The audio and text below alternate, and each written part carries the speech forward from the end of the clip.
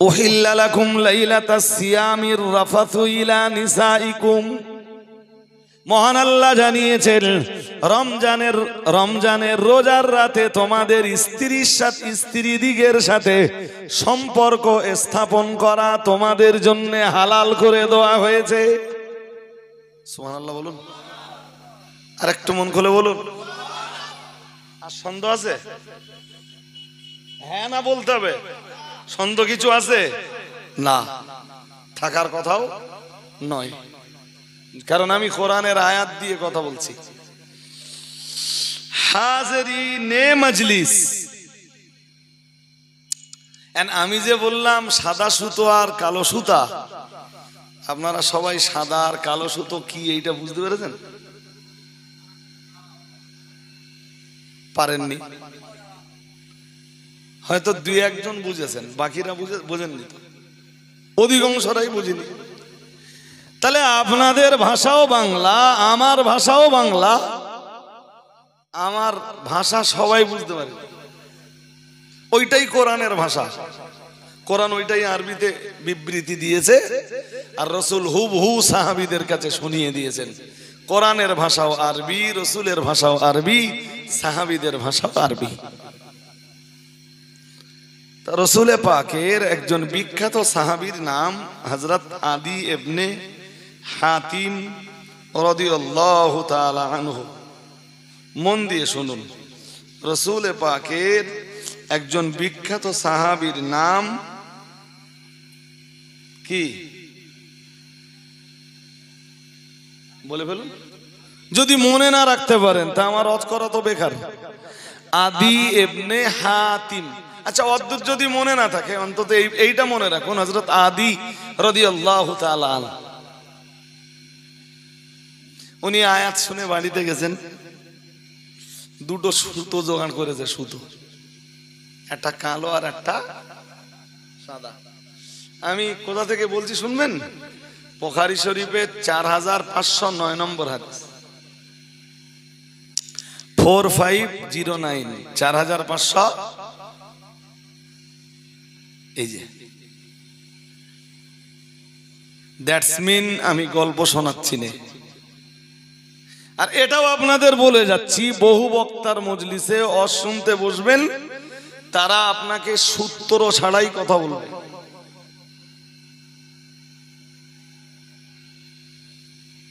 আল্লাহ তাদেরকেও বুঝবার সুযোগ দেন, আর আপনাদেরও আল্লাহ সুবুঝ দান করুন, বলুন আমিন। কখনো যদি দেখেন সূত্র ছাড়া কোনো বক্তব্য চলছে, আপনি নিয়েন না। কিসের বিশ্বাসে আপনি বসে আছেন? আমি যা বলছি আপনি নামলে আমি সব দেখাতে পারবো ইনশাল্লাহ, বলুন। আমি নামলে বা মজলিস শেষ হলে আপনি জিগালে আমি সব দেখাতে পারবো। আমি লোকের গালের ঝালে শিশুই না বাবা। কি আছে হাদিসে? হযরত আদি থেকে বর্ণিত, হযরত সাহাবী থেকে বর্ণিত, তিনি হযরত আদি থেকে বর্ণনা করে বলেছেন, আখাদা আদিজুন ইকালান আবিয়াদা ওয়া ইকালান আসওয়াদা। হযরত আদি বলছেন তিনি দুটো সুতো নিলেন, একটা সাদা আর একটা কালো। কারণ কোরআনে এরকম কথা এসেছে, মনে আছে নাকি? মনে আছে তো? কোরআনে ওরকম কথা এসছে না? তুমি দুটো সুতো নিলেন, নিয়ে কি করলেন? হাত্তা কানা বাদুল লাইলি নাদারা ফালাম ইয়াস্তাবিনা। শুনছেন নাকি? এই দুটো সুতো নিয়ে তিনি বালিশের তলায় রেখে দিলেন। আর কিছুটা রাত হচ্ছে, আর বালিশটা উঁচু করে দেখছে যে আলাদা করা যাচ্ছে কিনা। না তো, আলাদা হয়নি তো, আলাদা হয় না তো কি হবে? আচ্ছা দেখি, আবার একটু ঘুমিয়ে পড়ছে, আবার একটু দেখছে। হাদিস শরীফ বিবরণ দিয়েছে, সারা রাত এইভাবে কেটে গেল, কালো থেকে সাদা সুতো আলাদা করা গেল না। হাদিস শরীফ বিবরণ দিয়েছে, ফালাম্মা আসবাহা, যখন ভোর হয়ে গেল, তার মানে মসজিদে নববীতে ফজরের আজান হয়ে গেল। নবী আমার মসজিদে নববীতে এলেন, সাহাবীরাও মসজিদে নববীতে এলেন। হযরত আদি ইবনে হাতিম নামাজের পরে আমার রাসূলের সাথে দেখা করলেন। কালা ইয়া রাসূলাল্লাহি জাআলতু তাহাতা বিসাদি ইকালাইনি। ইয়া রাসূলুল্লাহ, ইয়া হাবিবাল্লাহ, হুজুর, আমি আমার বালিশের তলায় দুইটা সুতো রেখে দিয়েছিলাম, একটা কালো সুতা আর একটা সাদা সুতা। যেমন আপনি কোরআনের আয়াত শুনিয়েছিলেন, কোরআনের আয়াত অনুযায়ী আমি দুটো সুতা রেখে দিয়েছিলাম।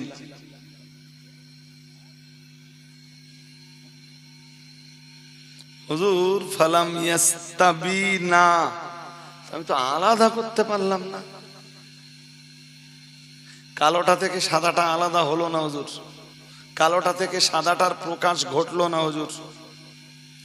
প্রিয় নবী মুহাম্মদুর রাসূলুল্লাহ সাল্লাল্লাহু আলাইহি ওয়াসাল্লাম বললেন, ইন্না বিসাদাতাকা ইদাল লারিদুন। রাসূলুল্লাহ বললেন, বাহ, তোমার বালিশ তো বেশ চওড়া।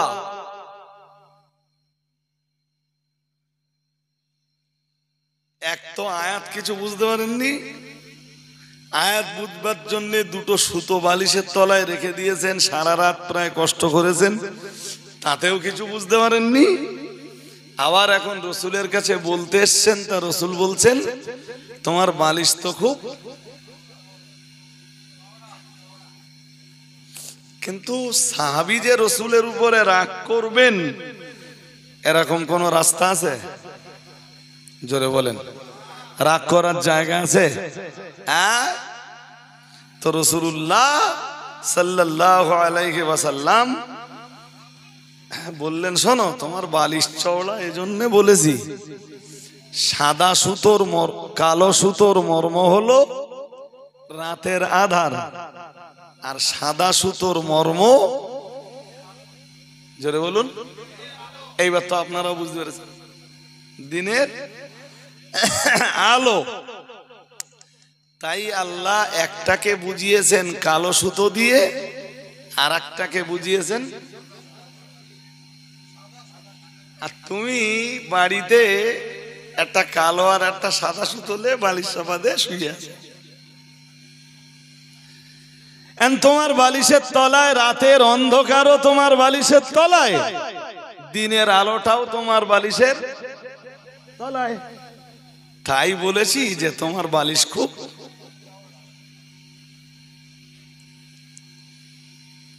এবার এই পর্যন্ত শোনার পরে বলেন, সাহাবীদের ভাষা আরবি হওয়া সত্ত্বেও বুঝবার জন্য রসুলের দ্বারস্থ হতে হয়েছে না হয়নি? ব্যাস, ওটাই হলো শিক্ষক আর ছাত্রের সম্পর্ক।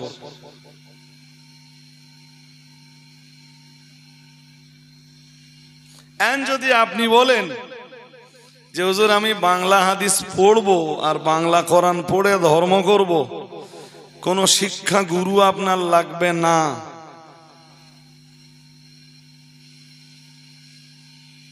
আপনি ঠিক বললেন, একটু বুঝে উত্তর দেবেন আমার।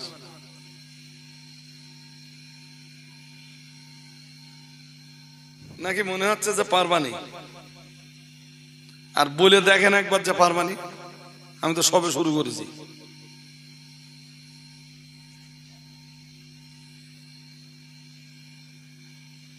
সবে শুরু করেছি। যদি কেউ বলে না হুজুর পারবানি, তা আমার প্রথম প্রশ্ন, একটু উত্তর দেন এবার, যদি মাইন্ডে না নেন। আচ্ছা, আবার জিজ্ঞাসছি। হ্যাঁ, এখন আবার দরকার, তাই আবার জিজ্ঞেস করছি। কোরআন কোন ভাষায় নাযিল হয়েছে? আরবি ভাষায়। আপনি কোন ভাষায় বুঝতেছেন? কেন?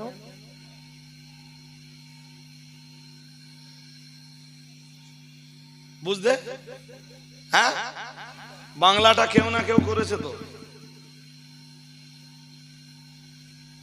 হ্যাঁ না বলে না? হ্যাঁ, আপনি তো কোন শব্দের কি অর্থ আপনি জানেন? আরে হ্যাঁ না উত্তর দিতে হবে। কোন শব্দের কোন অর্থ আপনি জানেন? কে এসে বলল আলহামদুলিল্লাহ রাব্বিল আলামিন, সমস্ত প্রশংসা বিশ্বজাহানের পালনকর্তা আল্লাহর জন্য নিবেদিত। এটা ওই আয়াতের বাংলা মানে।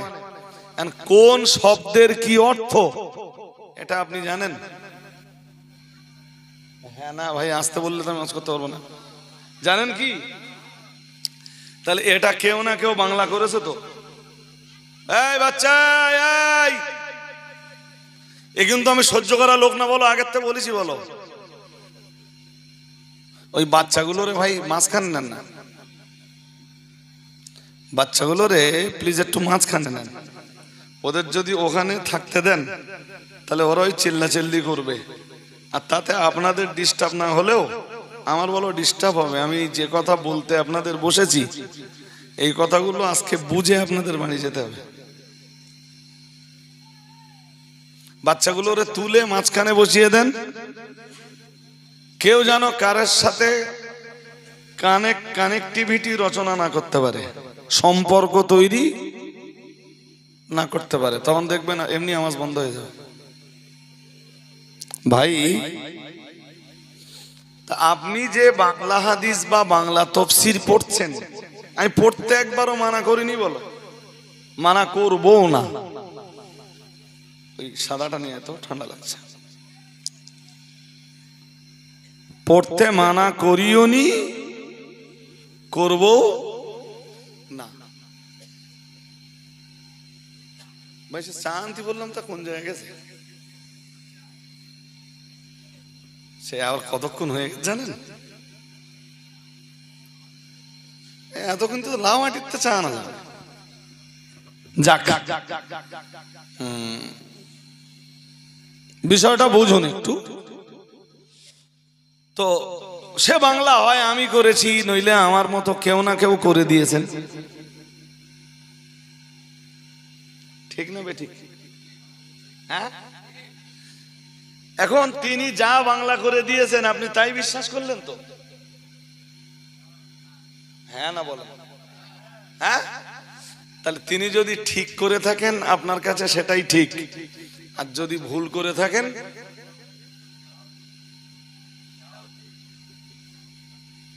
ঠিকই বলছে তো। ঠিক করে থাকলেও ঠিক, ভুল করে থাকলেও ঠিক। আচ্ছা, ঠিক করে থাকলেও ঠিক, ভুল করে থাকলেও ঠিক, এই বিশ্বাসটা চোখওয়ালা লোকের মতো বিশ্বাস না অন্ধ লোকের মতো বিশ্বাস? তাহলে আপনি যতই বাংলায় হাদিস পড়েন, তাফসীর পড়েন, ধর্ম করার ব্যাপারে আপনি এখনো অন্ধ, বলো?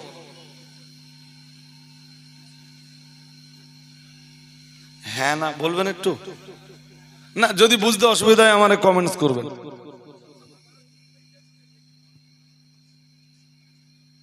যদি বুঝতে অসুবিধা হয় কমেন্টস করে জেনে নেবেন ভাই। আমি কারোর ঘাড়ের ওপর কিছু চাপিয়ে দিয়ে চলে যাবা লোক না, বলো। আমার একটু ঠান্ডা ঠান্ডা লাগছে আর শরীরটা পুরোপুরি সুস্থ বোধ হচ্ছে না।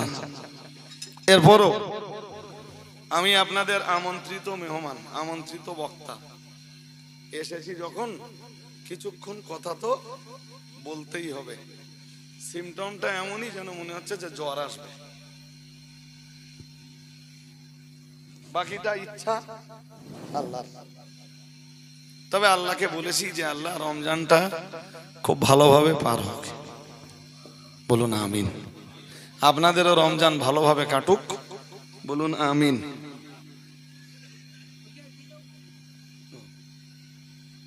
হাজরিনে মজলিস, এই পর্যন্ত মনে রেখে আমার একটা কথা বলুন এবার, আর একটা গল্পও শোনাই। চা খেতে খেতে খুব ভালো গল্প, শিক্ষা আছে।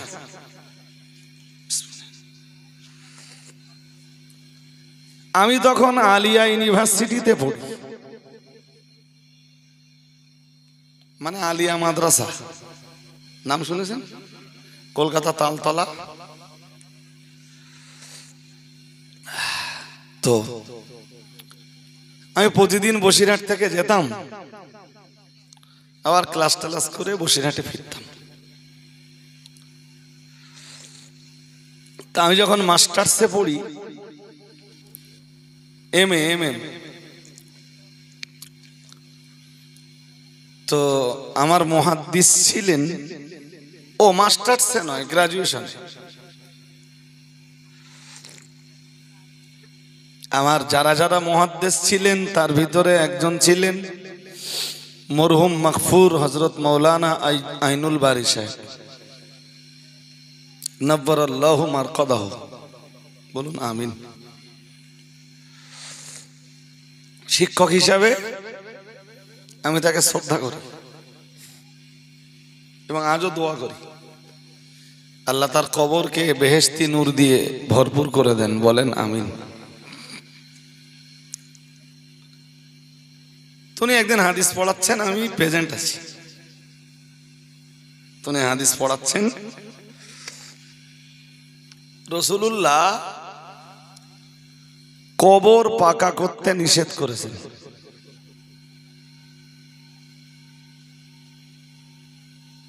এটা হাদিসে আছে, শুনছেন নাকি?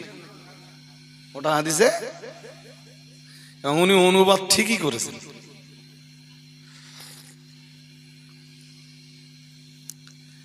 ধর্মীয় পরিচয়, ওনার পরিচয় ওলি আহলুল হাদিস বা লামাযহাবী, আর আমার ধর্মীয় পরিচয় আমি আহলুস সুন্নাহ ওয়াল জামাতের অনুসারী এবং হানাফি মাযহাবের অনুগামী।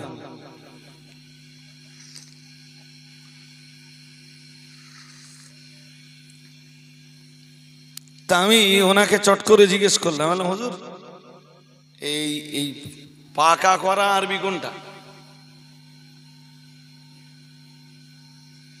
রাসূলুল্লাহ কবর পাকা করতে নিষেধ করেছেন, তা কবর পাকা করা, এই পাকা করা আরবিটা কোনটা? তা উনি শব্দটা বললেন আইয়ুজাসসাসা, আমার এখনো মনে আছে, আর হাদিসে ওই শব্দটাই আছে। উনি শব্দটা ঠিকই বলেছেন, অর্থও ঠিক বলেছেন। তাহলে হুজুর এই শব্দটার অর্থই পাকা করা, এটা আপনি কোথা থেকে পেলেন?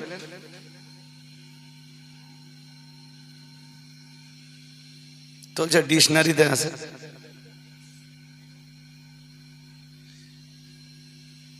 ডিকশনারি ইংরেজিতে বলে ডিকশনারি, বাংলায় বলে অভিধান, আরবিতে বলে লুগাত। কি বলে? তুমি বললেন আরবি ডিকশনারিতে আছে, তাহলে হুজুর আরবি ডিকশনারি কে লিখেছে? কোন না কোন মানুষই লিখেছে, হ্যাঁ না কিছু বলে। আরবির যে ডিকশনারি আছে, এই ডিকশনারি এ তো আল্লাহ আকাশ থেকে পাঠায়নি, নবীও লিখে যায়নি, রাইট? আরে হ্যাঁ না বলতে হবে জোর করে, লিখে যায়নি। তাহলে কোন না কোন মানুষ তো লিখেছেন। ডিকশনারিতে তিনি যা মানে লিখেছেন আপনি তাই বললেন। আপনার এই বিশ্বাসটা চোখওয়ালা বিশ্বাস না, অন্ধবিশ্বাস।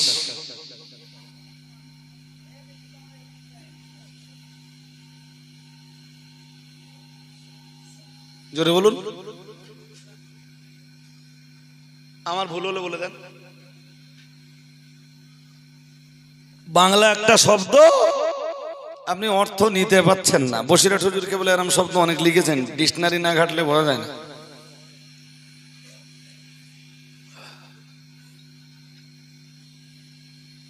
ঘুম পাচ্ছে নাকি? এই ভাই সাহেব ঘুমিয়ে পড়েছে, এই যে ভাই সাহেব ঘুম লেগে যাচ্ছে বলেন। আমার দিকে চেয়ে না থাকলে আস্তে আস্তে ঘুম লাগবে না। আমি তো সুর তাল দেওয়া আওয়াজ করছি না, দুটো গোছানো কথা বলছি। তাহলে হুজুর এটা নিঃসন্দেহে অন্ধবিশ্বাস। তা আপনি যদি আরবি একটা শব্দের অর্থ নিতে কাউকে যদি অন্ধের মতো বিশ্বাস করতে পারেন একটা হাদিস বুঝবার ক্ষেত্রে, তাহলে আমি অন্ধের মতো ইমাম আবু হানিফাকে অনুসরণ করতে পারবো না কেন?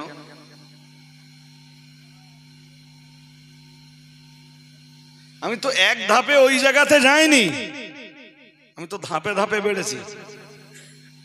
কিচ্ছু বলে না ভাই। আমারে আল্লাহ ওনার কবর বেহেশতি নূর দিয়ে ভর্তি করে দিন, বলেন আমিন। আমারে কি বলেছিল জানেন? বলে এসব ব্যাপার তুমি অত বুঝবা না। হুজুর আপনি আমার বুঝিয়ে বললে আমি অবশ্যই বুঝবো।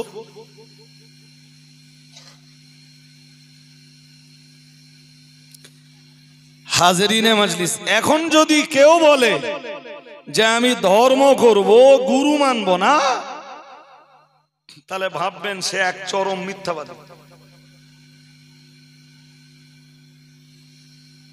উইদাউট টিচারে আর গুরু ব্যতীত কেউ কখনো কোনো কালেই ধর্ম করতে, সাহাবীদের যুগেও সাহাবীদের ভিতরেই অনেকেই ধর্মগুরু ছিলেন। যেমন সাহাবী রাসূলের ইন্তেকালের পরে সাহাবীদের শিক্ষিকা ছিলেন হযরত আয়েশা। সুবহানাল্লাহ বল, আর একটু মন খুলে। আম্মা আয়েশাকে বাইরে আসতে হতো না, পর্দার বাইরে দাঁড়িয়ে সাহাবারা আম্মা আয়েশার কাছে ফতোয়া জেনে নিতেন। আর একটু মন খুলে বলো। হ্যাঁ জি। এরপরেও যদি বলেন না হুজুর আমি কাউকে ধর্মগুরু মানব না,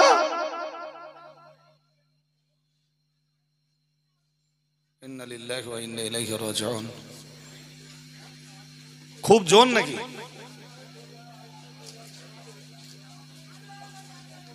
খুব অনেকটাই আগুন লেগেছে নাকি? আপনারা বসে যান, সবাই গেলে তো কাজ হবে না, বরং মজলিসটা হরিয়ে যাবে। কিছু মানুষ যান আগুন নেভানোর জন্য, আর দমকল বাহিনীকে একটু মেসেজ করেন।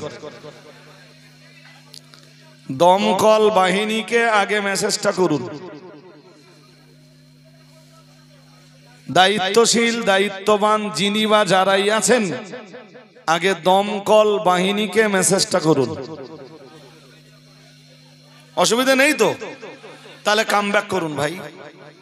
সবাইকে বলছি মজলিসটা খুব সুন্দর লাগছিল, এবং আমি এই এতটা রাত্রে খুব ঠান্ডা মাথায় শান্ত মস্তিষ্কে ধীরে ধীরে কথাগুলো আপনাদের শোনাচ্ছিলাম, আর আপনারা শুনছিলেন। মজলিসটা প্লিজ ভেঙে দেন না। আমি উঠবার পর থেকে এখনো দরুদ শরীফ পড়া হয়নি, একবার একটু দরুদ শরীফ পড়েন এবার। আল্লাহুম্মা সাল্লি আলা।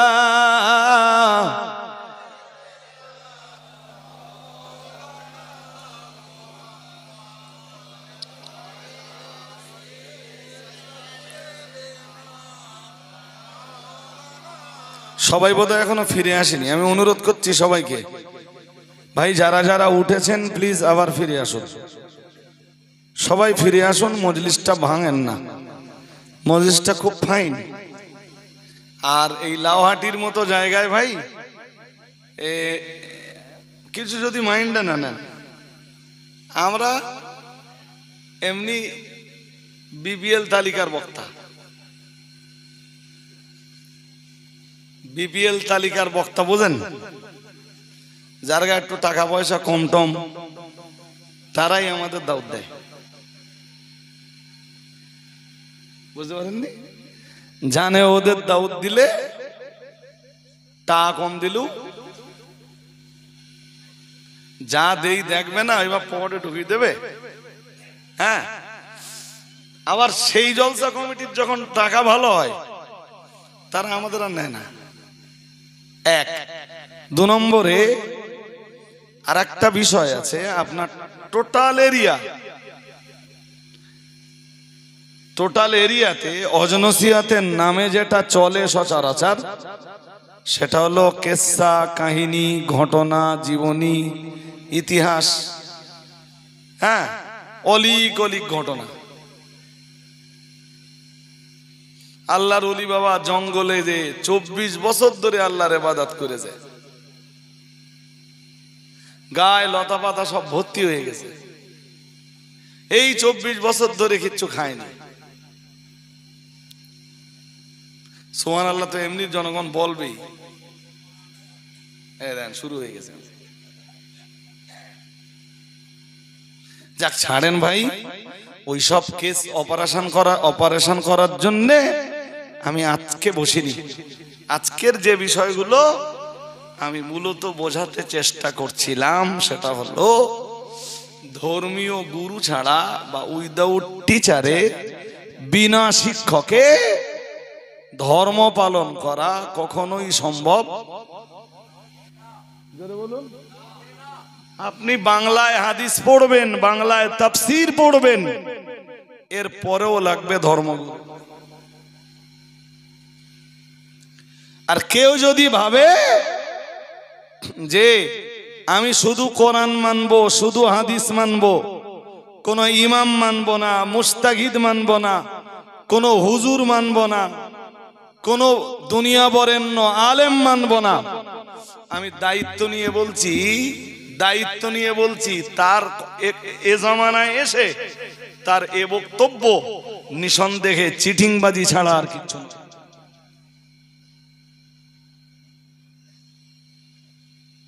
শুনতে পাননি আমার কথা?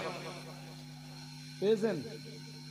হ্যাঁ, শুনতে পেয়েছেন?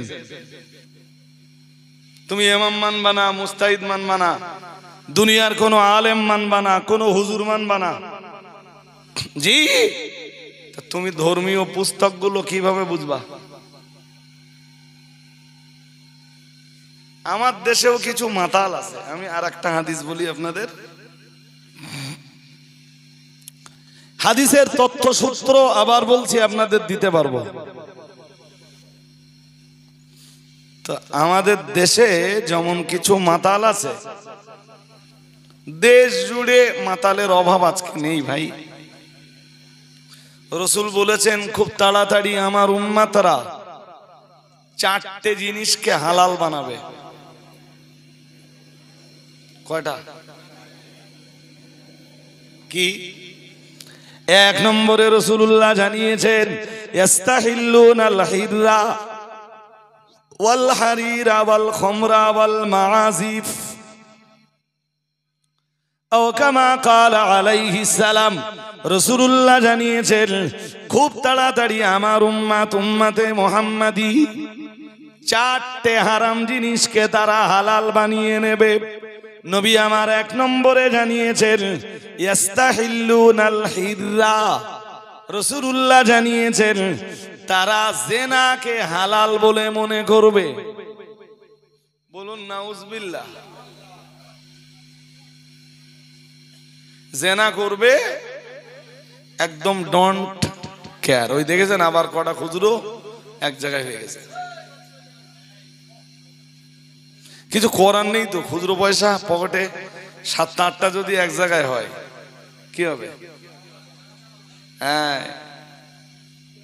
আলাদা করে দিতে হবে ভাই। ওই খুচরো সবসময় ও বকিয়ে আসবেন, আবার যাতাই হবে, ধরতে হবে, সঙ্গে সঙ্গে আলাদা করে দিতে হবে। এমন জায়গায় বসকে দিতে হবে একটা যেন আর একটার সাথে কোনো সম্পর্ক জুড়তে না পারে।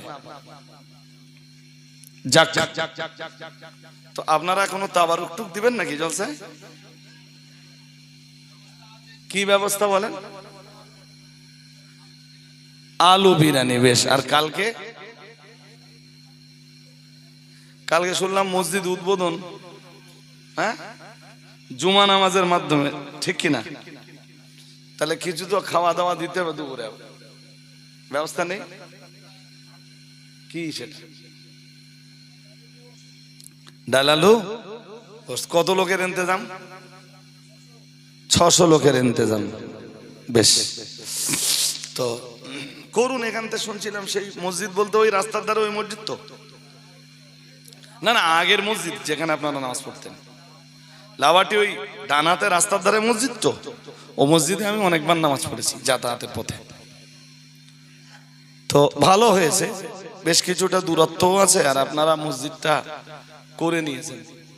তবে দুটো তিনটে কথা বলি। প্রথমটা হলো মসজিদের জায়গা ওয়াকফ করা হয়েছে, হয়েছে কি?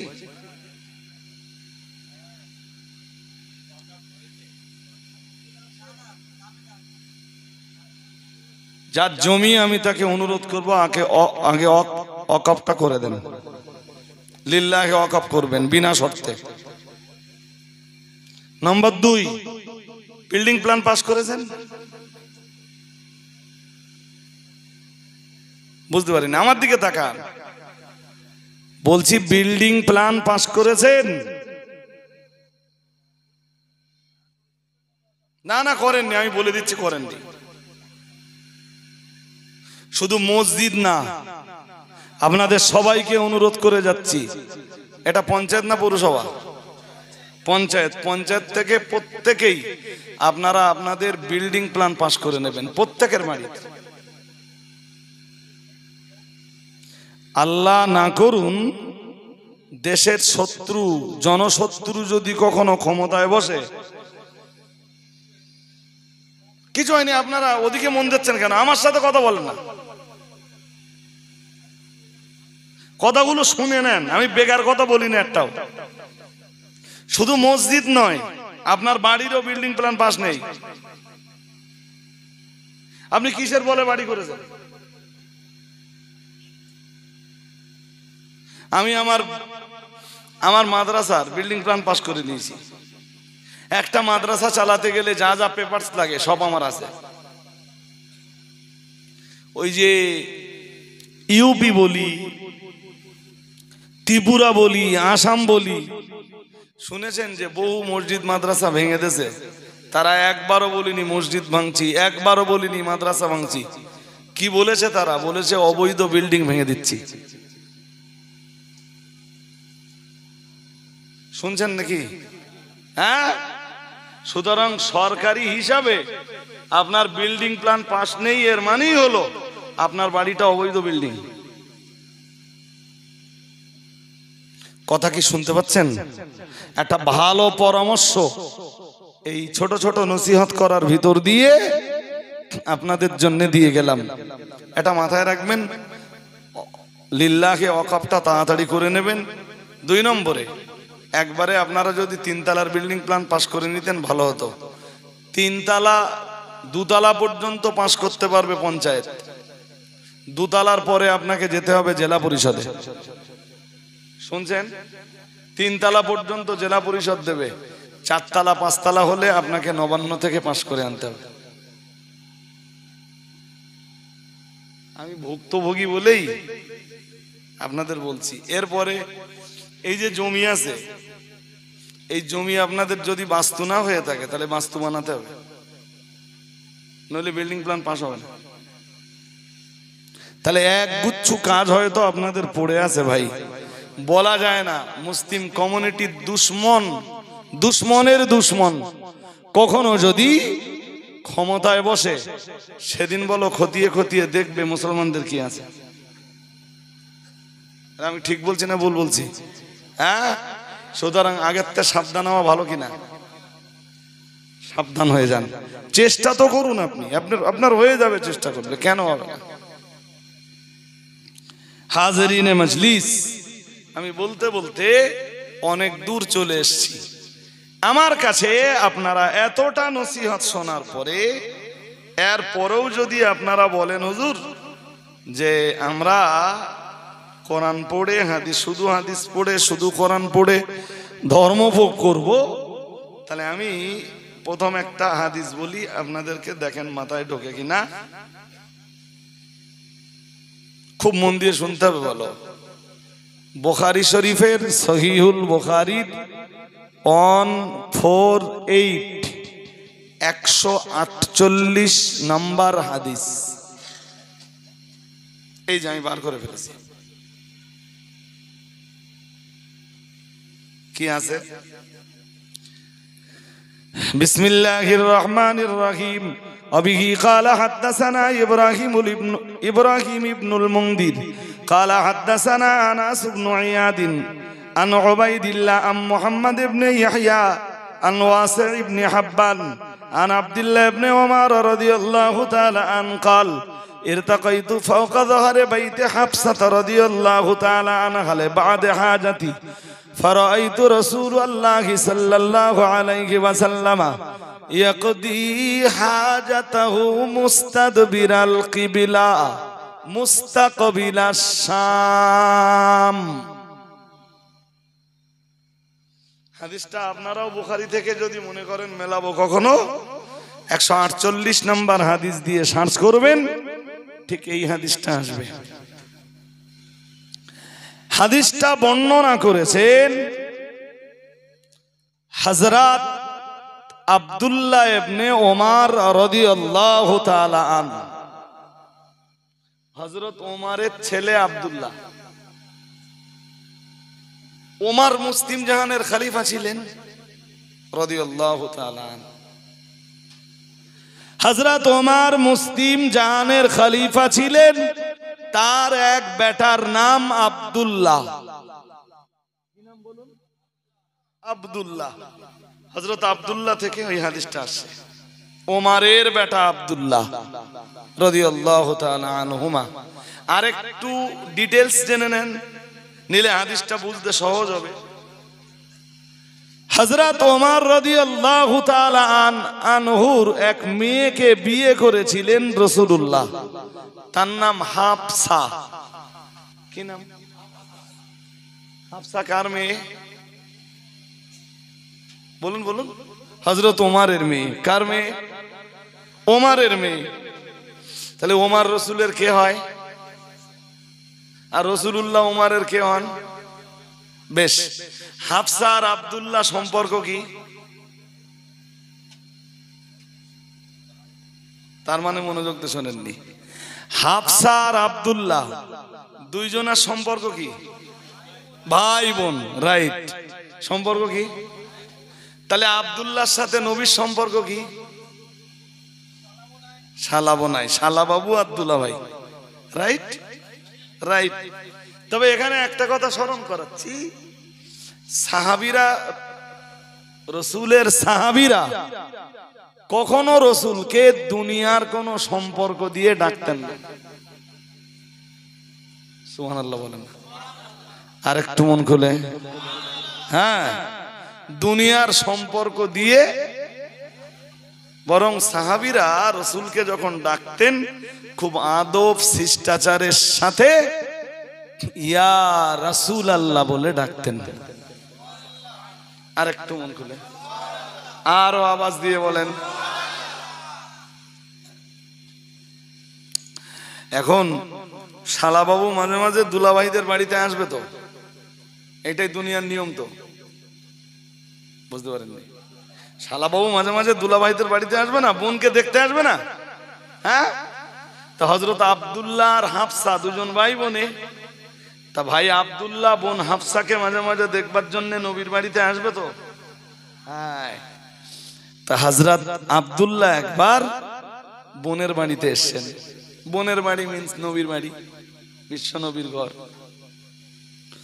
আল্লাহ পাকের নবী সাহাবী হযরত আব্দুল্লাহ ইবনে ওমর ওমরের বেটা আব্দুল্লাহ বলেন আমি একবার আমার বোনের বাড়িতে এলাম এরপরে ইরতাকাইতু ফাওকা যাহরে বাইতে হাফসাতা রাদিয়াল্লাহু তাআলা আনহা বা'দে হাজাতি হযরত ওমরের বেটা আব্দুল্লাহ রাদিয়াল্লাহু তাআলা আনহু বলেন আমি আমার বোনের বাড়ির যে ছাদ ছিল ওই ছাদের উপরে উঠে গেলাম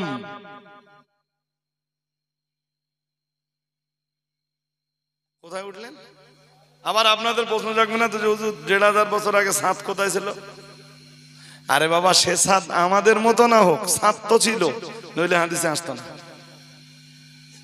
বুঝতে পারেননি আমরা যেমন রড টড দিয়ে খুব কায়দা করে মজবুত করে ছাদ দেই তো সেই জমানায় কোনো না কোনো ব্যবস্থা বলুন বলুন ছিল সেইভাবে তারা ছাদ লাগাতো তো হযরত আব্দুল্লাহ ইবনে ওমর ওমরের বেটা আব্দুল্লাহ বলেন আমি একবার আমার বোনের বাড়িতে এলাম, এসে বোনের বাড়ির ছাদের উপরে চড়ে বসলাম। লেবাদি হাজাতি, আমার কোনো প্রয়োজনে, যে কোনো প্রয়োজনে হতে পারে ছাদের উপরে উঠেছেন, প্রয়োজনে আমরাও ছাদের উপরে উঠি। আল্লাহ পাকের নবী সাহাবী হযরত আব্দুল্লাহ ইবনে ওমর রাদিয়াল্লাহু তাআলা আনহুর বর্ণনা। বাইরে কেউ মন দেন না, বাইরে মন দিলে আর এবার বুঝতে পারবেন না। হযরত আব্দুল্লাহ ইবনে ওমরের বর্ণনা, ফারাইতু রাসূলুল্লাহি সাল্লাল্লাহু আলাইহি ওয়াসাল্লাম ইয়াকদি হাজাতাহু মুস্তাদবিরাল কিবলাতি। হযরত আব্দুল্লাহ ইবনে ওমরের বর্ণনা, আমি আমার বোনের মোরের বাড়িতে ছাদের উপরে চড়ে আমি দেখতে পেলাম আমার নবীকে ইয়াকদি হাজাতাহু, আমার নবী নিজের প্রয়োজন মেটাচ্ছেন, হতে পারে পেশাব অথবা পায়খানা। হযরত আব্দুল্লাহ ইবনে ওমর বলেন, আমার নবীকে দেখলাম আমার নবী প্রয়োজন মেটাচ্ছেন, আর আমার রসুলকে আরো দেখলাম মুস্তাদবিরাল কিবলা, আমার রসুলের পিঠটা রয়েছে কিবলার দিকে। কোন দিকে? রসুলের পিঠ কোন দিকে? আব্দুল্লাহ ইবনে ওমর বলেন, আমি এই অবস্থায় রসুলকে দেখতে পেলাম। আচ্ছা, পেশাব বা পায়খানা করার সময় কিবলার দিকে সিনা লাগানো যাবে? মানে কিবলার দিকে মুখ করা যাবে? যাবে না। আচ্ছা, আবার বলেন, পেশাব পায়খানা করার সময় কিবলার দিকে পিঠটা রাখা যাবে? জোরে বলুন। রাখা রাখা হয় না, শুধু নয়, ওটাই আল্লাহর কাবার ইজ্জত।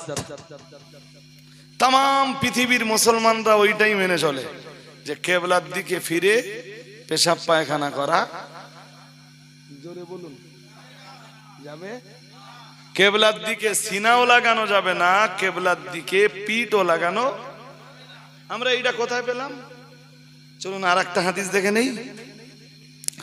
অন্য হাদিসের বর্ণনায় রয়েছে, প্যারা নবী মুহাম্মদুর রাসূলুল্লাহ সাল্লাল্লাহু আলাইহি ওয়াসাল্লাম নবী আমার জানিয়ে দিয়েছেন, ও আমার সাহাবীরা মনে রাখো, ও আমার উম্মতিরা মনে রাখো, আমি মুহাম্মদুর রাসূলুল্লাহ সাল্লাল্লাহু আলাইহি ওয়াসাল্লাম বলছি, ইদা আতাইতুমুল গাইতা ফালা তাস্তাকবিলুল কিবলাতা ওয়ালা তাস্তাদবিরুহা ওয়ালাকিন শাররিকু আও গররিবু আও কামা ক্বালা আলাইহিস সালাম। কোন মৌলবী নেই আমার এই হাদিস কেটে দেবে। রাসূলুল্লাহ অন্য হাদিসে বলেছেন, আমি দায়িত্ব নিয়ে বলছি, আমার হজের দায়িত্ব আমি নিজে নেই। আমি হজ করে যাব, আর এক হুজুর এসে দায়িত্ব নেবে, ওরম কথা রজব আলী সাহেব একটাও বলে না। আমি যতটা ঝুঁকি নিতে পারবো ততটা বলি। যার ঝুঁকি আমি না নিতে পারবো, যার জিম্মাদারি আমি না নিতে পারবো, সে কথা আমি বলতে যাই না। রাসূল বলেন, তোমরা যখন পেশাব বা পায়খানায় বসবা, বা তোমাদের যখন পেশাব পায়খানার জরুরত হবে, প্রয়োজন হবে, নবীজি বলেন এমন কায়দায় বসো, ফালা তাস্তাকবিলুল কিবলাতা, কিবলা যেন তোমাদের সামনে না থাকে। শুনছেন?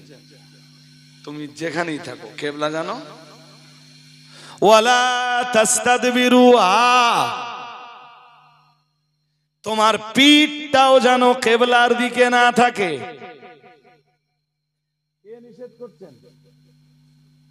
জোর করে বলুন, কে নিষেধ করছেন? এরপরে রাসূলুল্লাহ আবার বললেন, ওয়ালাকিন শাররিকু আও গররিবু। আল্লাহ পাকে নবী বললেন, ও আমার সাহাবীরা, বরং তোমরা পূব দিক আর পশ্চিম দিকে ফিরে পেশাব পায়খানা করো। কোন দিকে ফিরে? কে বলতেছেন? আমরা কি করব?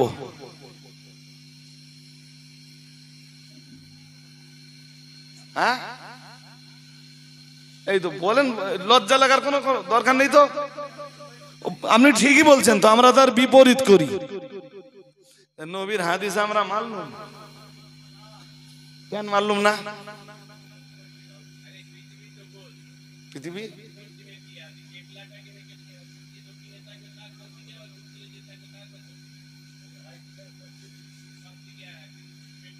দাঁড়ান দাঁড়ান দাঁড়ান, একটুখানি ওয়েট করেন। আপনি হয়তো খানিকটা অনুভব করেছেন, কিন্তু ওই হাদিসের বাস্তব দিকটা আমাদের অনুভব করতে হবে। আসলে এই হাদিস যখন বর্ণনা দিচ্ছেন রাসূলুল্লাহ, তখন নবী মদিনায়। শুনছেন? কথা বলেন না, শুনছেন? হ্যাঁ, কোথায় রাসূলুল্লাহ? মদিনায়। মদিনার মানুষেরা নামাজ পড়ে দক্ষিণ দিকে মুখ করে। কোন দিকে মুখ করে? দক্ষিণে মুখ করে। তাহলে মদিনাবাসীদের জন্য এই হাদিস ঠিক আছে। ওদের কেবলা যেহেতু দক্ষিণে, কোন দিকে বলবেন তো? দক্ষিণে। তাহলে উত্তর দিকে বা দক্ষিণে মুখ করে মদিনাওয়ালারা পেশাব পায়খানা করতে ঠিকই আছে। আমাদের কেবলা কোন দিকে? পশ্চিমে। তাহলে আমরা পশ্চিমে মুখ করে, তাহলে ওই হাদিস আমাদের জন্য।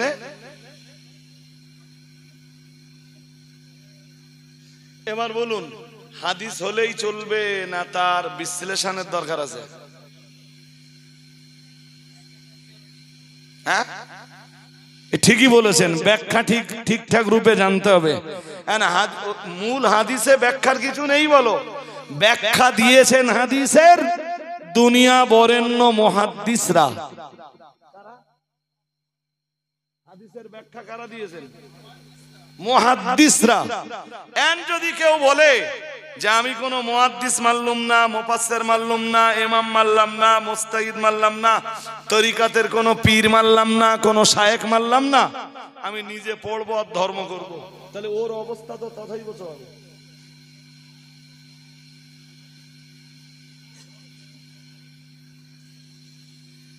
আমার কথা বুঝতে অসুবিধা হচ্ছে? হ্যাঁ, ওটাই বলেছি আমি, যে আপনি ধর্মতত্ত্ব নিয়ে পড়াশোনা করবেন, এরপরও একজন আপনি কোন সিদ্ধান্ত নেবেন আর কোন সিদ্ধান্ত নেবেন না, এইটা বুঝবার জন্য আপনাকে যে কোনো একজন শায়েখের অথবা একজন ধর্মীয় গুরুর পরামর্শ আপনার জীবনে অপরিহার্য।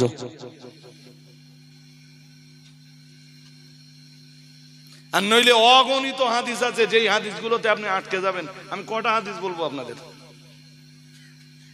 হ্যাঁ, এই যে ওয়ালাকিন শাররিকু ওয়া গাররিবু, এই হাদিস আমি কবে বুঝেছি জানেন?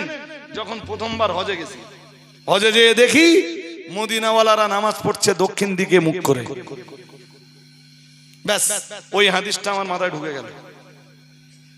ঠিকই আছে, তাহলে রাসূলুল্লাহ এই হাদিস মদিনা মুনাওয়ারাতে দাঁড়িয়ে বাতলেছিলেন। হ্যাঁ না বলবেন তো? এই হাদিস রাসূল তখন মদিনায়, তখন বললেন ওয়ালাকিন শাররিকু ওয়া গাররিবু, তোমরা পূব দিকে অথবা পশ্চিম দিকে মুখ ফিরিয়ে পেশাব পায়খানা করো।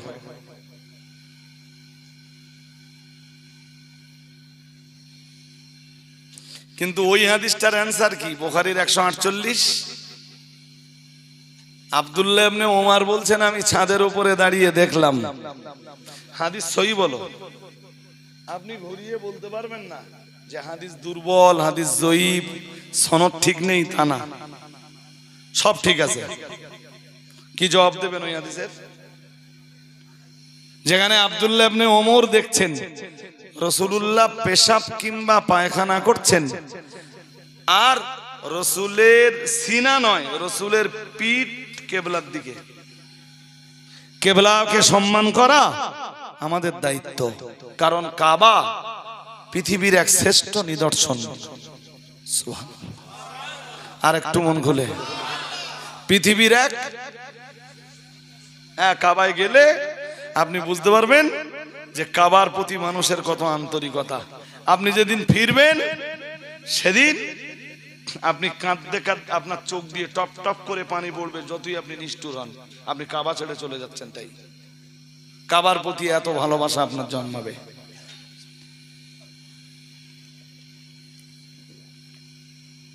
ওই হাদিসের জবাব আমার কাছ থেকে নেন।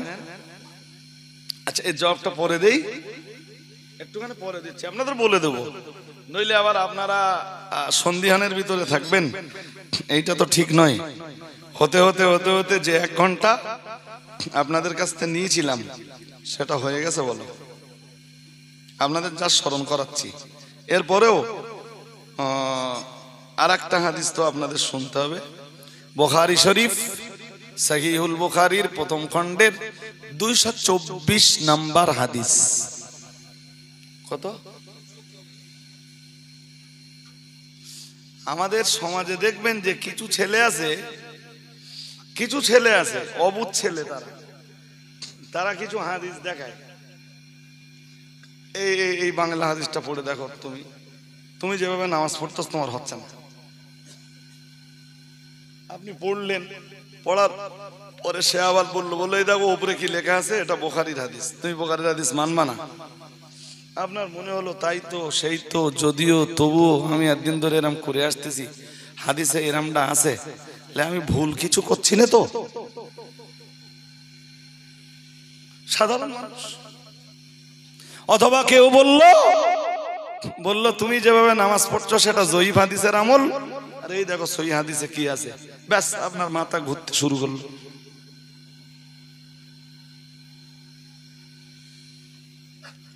তাই আমি এই হাদিসগুলো আপনাদের শোনাচ্ছি যে হাদিস শরীফের কেতাবে থাকলেই সেই হাদিস পালনযোগ্য নয়।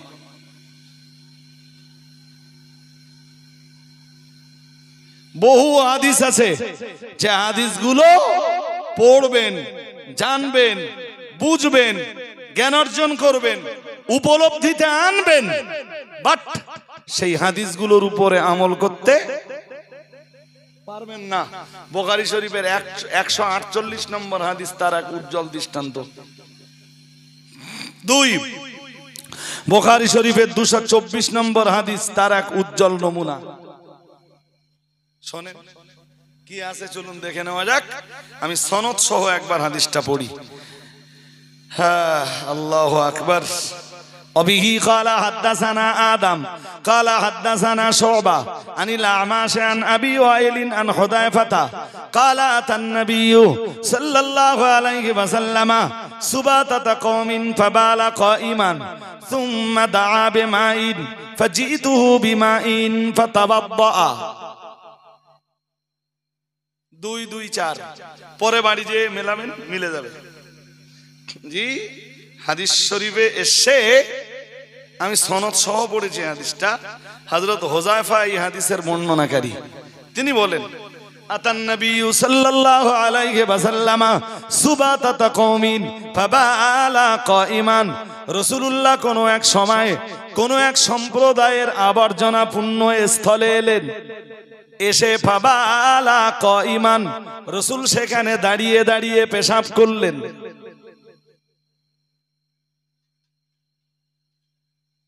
শুনছেন নাকি? হাদিস সহিহ, হাদিস সহিহ। নাকি বলবেন যে এ লোকের মাথা ঠিক নেই, এটা বলবেন তো? হ্যাঁ, আমার মাথাও ঠিক আছে, আর ইমাম বুখারীর মাথাও ঠিক ছিল। আর যে সাহাবী হাদিসটার রাবি বর্ণনাকারী, ওনার মাথাও ঠিক ছিল। হযরত হুযায়ফা নিজে চোখে দেখেছেন যে রাসূল কোন এক সম্প্রদায়ের আবর্জনাপূর্ণ স্থলে এলেন, এসে রাসূল সেখানে দাঁড়িয়ে দাঁড়িয়ে পেশাব করলেন। সুম্মা দাআ বিমাইন, তারপরে পানি চাইলেন। ফাজিতুহু বিমাইন, তিনি বলেন আমি পানি নিয়ে এলাম। হযরত হুযায়ফা বলেন আমি পানি নিয়ে এলাম। ফাতাওয়াদ্দা, এরপর রাসূল ওযু করলেন। সুবহানাল্লাহ। আর একটু মন খুলে বলেন, এমনি বসে পেশাব করা সায়েন্টিফিক, বিজ্ঞানসম্মত।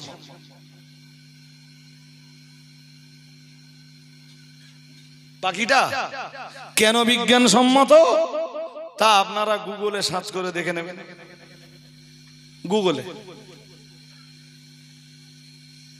১৫০০ বছর আগে রাসূলুল্লাহ সাল্লাল্লাহু আলাইহি ওয়াসাল্লাম তামাম উম্মতকে যে নীতি শিখিয়েছেন, যে পদ্ধতি শিখিয়েছেন, বসে পেশাব করার যে রাস্তা রাসূল দেখিয়েছেন, ১৫০০ বছর পরে সায়েন্টিস্টরা এসে রাসূলের রেখে যাওয়া সেই নীতিকেই সমর্থন করছে। আর একটু মন খুলে বলেন। এরপরে আর একটা হাদিস শুনুন, যেই হাদিসটা হযরত আয়েশা থেকে বর্ণিত। এবার আপনাদের মনে লাগবে নি, হযরত আয়েশা থেকে বর্ণিত। হযরত হুযায়ফা ওই যে হাদিসটা বলেছেন, ওই হাদিসটা আম্মা আয়েশার কানে চলে গেছে। আর আম্মা আয়েশার কানে যেই চলে গেছে, আম্মা জান আয়েশা বললেন, লা তুসাদ্দিকুহু মান হাদাথাকুম আন্নান নাবিয়্যা সাল্লাল্লাহু আলাইহি ওয়াসাল্লাম কানা ইয়াবুলু কাইমান। হে রাসূলের সাহাবীরা, কেউ যদি তোমাদেরকে বলে, হে নবীর উম্মত উম্মতিরা, হে রাসূলের সাহাবীরা, কেউ যদি তোমাদেরকে বলে রাসূলুল্লাহ দাঁড়িয়ে পেশাব করেছিলেন, আমি আয়েশা বলছি, আমি নবী পত্নী হযরত আয়েশা বলছি, আমি নবীর বিবি হযরত আয়েশা বলছি, খবরদার খবরদার ওই মানুষটার কথা তোমরা বিশ্বাস করবা না। কারণ আমি আয়েশা 9 বছর নবীর সংসার করেছি। আমি হযরত আয়েশা আমার নবীর 9 বছর সংসার করে দেখেছি। 9 বছরের ভিতরে আমার নবী কখনো দাঁড়িয়ে পেশাব করিনি, বরং আমি আয়েশা সাক্ষ্য দিচ্ছি, যতবার আমার নবী পেশাব করেছেন রাসূলুল্লাহ বসে বসেই পেশাব করেছেন। আর একটু মন খুলে বলেন।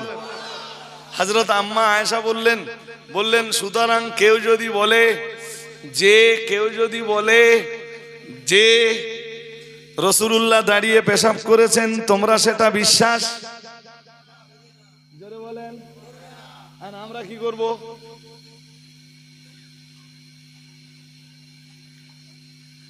হযরত আয়েশার হাদিসও সত্য, হযরত হুযায়ফার হাদিসও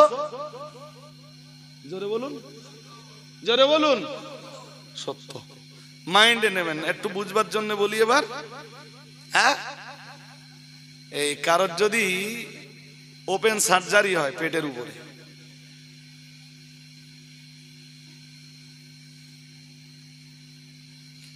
সার্জারি করে বাড়ি আসবার পরপরই ওর উপরে বসে পেশাব করার ফতোয়া জারি করা যাবে? জোর করে বলেন। হ্যাঁ যাবে। তা এক অজ্ঞ লোককে জিজ্ঞেস করেছে, মৌলবী নামের অজ্ঞ আর কি, মৌলবী বলে সবাই চেনে, বাট কোরআন হাদিস কিছু বোঝে না। বলে এর তো এরকম অপারেশন হয়েছে, তা কি হবে এখন? তা এই আলেম নামের জাহেলে ফতোয়া দিয়েছে, ও কি হবে বলতে পারি না, নবী সুন্নাত বর্জন করে দাঁড়িয়ে পেশাব করা যাবে না। ধরুন আমি এসেছি লাউহাটি, তারা আমার কাছে এসে হাজির, হুজুর এরকম একটা অপারেশন হয়েছে, তা ছেলেটা এমনি বসে বসেই পেশাব করতো, কিন্তু এই অসুস্থতার কদিন ও কি দাঁড়িয়ে পেশাব করতে পারবে? আমি বললাম পারবে, মানে অবশ্যই। ওর জন্য শুধু জায়েজ না, এখন ওর জন্য দাঁড়িয়ে পেশাব করা অপরিহার্য, ওয়াজিব। পাশ থেকে আমারে কেউ জিজ্ঞেস করলে, হুজুর কোনো দলিল? হ্যাঁ, হাদিসের কিতাবে দলিল আছে তো, বুখারী শরীফের কত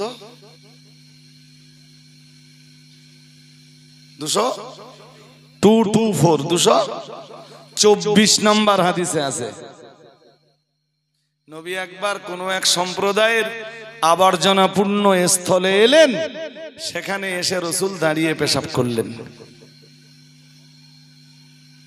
মেবি হয় পরিবেশ পাননি, হয় বসবার কন্ডিশন পাননি, আর নইলে বসবার মতো তাকাত সেদিন রাসূলের এটা হতে পারে না। আরে হ্যাঁ না বলবেন তো? এরকম কন্ডিশন তো আমাদেরও হতে পারে। তো এই কঠিন কন্ডিশনে যে কন্ডিশনে আপনার আর আমার শরীরে বসবার তাকাত নেই বা তাকত আছে, পরিবেশ নেই। শুনছেন? তাকত আছে, বসবার পরিবেশ নেই। কি করবেন? দাঁড়িয়ে করতে হবে। তার জন্য একটা দলিল লাগবে তো। হ্যাঁ না বলে না? একটা দলিল তো লাগবে। লাগবে না? লাগবে না? লাগবে না? রসুলের তামাম জীবনের অভ্যাস ছিল, বিশ্বনবীর তামাম জীবনের অভ্যাস ছিল বসে বসে বসে বসে পেশাব করা। এটা রসুলের তামাম জীবনের অভ্যাস। ও ভাইরা আমার, মনে রাখুন, প্যারা নবী মুহাম্মদুর রাসূলুল্লাহ সাল্লাল্লাহু আলাইহি ওয়াসাল্লাম তার তামাম জীবনে একদিন মাত্র দাঁড়িয়ে পেশাব করেছেন। কারণ নবী যদি তার তামাম জিন্দেগিতে একদিন দাঁড়িয়ে পেশাব না করতেন, নবীর অসুস্থ উম্মতে বিপদের দিনে, অসুস্থতার দিনে দাঁড়িয়ে পেশাব করতে পারবে কিনা তার কোনো দলিল খুঁজে, জোর করে বলেন, তামাম জিন্দেগিতে একবার দাঁড়িয়ে পেশাব করে রাসূলুল্লাহ তার অসুস্থ উম্মতদের জন্য একটা দলিল তৈরি করে রেখে গেলেন। আর একটু মন খুলে বলেন, বুঝতে অসুবিধা হয়? যদি অসুবিধা হয় আমার বলে ফেলুন। রসুলের তামাম জীবনের অভ্যাস কি? বসেই পেশাব করা। কিন্তু জীবনে যে একবার দাঁড়িয়ে পেশাব রসুল করেছেন, ওইটা হোজাইফা দেখে ফেলেছেন। হোজাইফা রসুলের সাহাবী, পরে উনি বয়ান করেছেন পরিষ্কার। ব্যাস, সুন্নাত কোনটা হবে সেটাও নবী উম্মতকে বুঝিয়ে গেলেন। আর অসুস্থতার পিরিয়ডে কোন পন্থা অবলম্বন করতে হবে তার জন্য রসুল একটা দলিল দেখে গেলেন। তাহলে অ্যাকচুয়াল নবীর জীবনের এই একবার দাঁড়িয়ে পেশাব করাটা দাঁড়িয়ে পেশাব করা নয়, এটা নবীর উম্মতের জন্য রাহমাত। আর একটু মন খুলে বলেন, বুঝতে অসুবিধা হচ্ছে? এই ব্যাখ্যা তো দিবে মুহাদ্দিসরা। ব্যাখ্যা কারা দেবে? কেউ যদি বলে শুধু কোরআন মানবো আর হাদিস মানবো, কোন হুজুর মানবো না, ইমাম মানবো না, মুহাদ্দিস মানবো না, মুফাসসির মানবো না, মুজতাহিদ মানবো না, শায়েখ মানবো না, তরিকতের কোন পীর মানবো না, কোন ওলিয়া উলিয়া মানবো না, কেতাবে যেটা পাবো সেইটা মানবো, যেটা কেতাবে না পাবো। তুমি কেতাব কি দিয়ে বুঝবা? তুমি কারোরে মানবা না, কেতাব কি দিয়ে বুঝবা? ওইটার উত্তর আগে দাও। আমার কথা বুঝতেছেন? হ্যাঁ, তো কেতাব বুঝবার জন্য কাউকে না কাউকে মানবার দরকার আছে না নেই? হ্যাঁ, এই কারণেই আমরা মেনে চলি ইমামে আজম আবু হানিফা রহমাতুল্লাহ আলাইহিকে। আল্লাহর আকাশের নিচে জমিনের উপরে তিনি ছিলেন সাহাবায়ে কেরামদের যুগের পরে। জি, সাহাবায়ে কেরামদের যুগ অতিবাহিত হওয়ার পরে তিনি আল্লাহর আকাশের নিচের এক শ্রেষ্ঠ আলেম। আর একটু মন খুলে, হ্যাঁ, তিনি রসুলের হাদিস নিয়ে যত ঘাটাঘাটি করেছেন, আমরা তার 1% হাদিস নিয়েও ঘাটাঘাটি করতে, হ্যাঁ, তিনি ওই লক্ষ লক্ষ হাদিস ঘেটে উম্মত কোন হাদিসের উপরে আমল করবে আর কোন হাদিসের উপরে আমল করবে না তার একটা গবেষণা পৃথিবীতে করে, জি, একটা সিদ্ধান্ত নিয়ে রসুলের উম্মতের জন্য সেই সিদ্ধান্তটা উম্মতের জন্য করে চলে গেলেন। পরবর্তীতে সেটাই হয়ে গেল হানাফি মাযহাব।